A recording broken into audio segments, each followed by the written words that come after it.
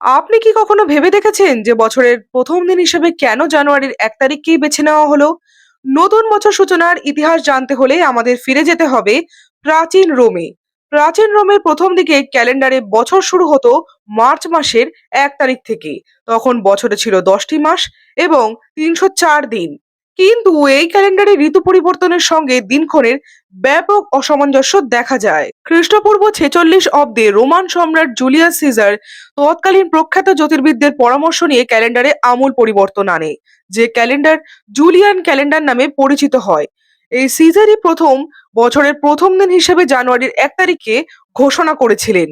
জানুয়ারি মাসের নামকরণ করা হয়েছিল রোমান দেবতা জানুসের নামানুসারে, যে দেবতার দুটি মুখ, একটি পেছনের দিকে অতীত দেখার জন্য এবং অন্যটি সামনের দিকে অর্থাৎ ভবিষ্যৎ দেখার জন্য। নতুন শুরুর প্রতীক হিসেবে এই মাসটিকেই বছরের সূচনার জন্য উপযুক্ত বলে মনে করা হয়।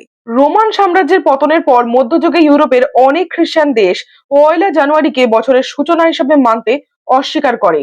১৫৮২ সালে পোপ ত্রয়োদশ গ্রেগরি ক্যালেন্ডারের ত্রুটি সংশোধন করে গ্রেগরিয়ান ক্যালেন্ডার প্রবর্তন করেন এবং পুনরায় পয়লা জানুয়ারিকে বছরের আনুষ্ঠানিক সূচনা হিসেবে প্রতিষ্ঠা করেন, যা ধীরে ধীরে গোটা বিশ্ব গ্রহণ করে।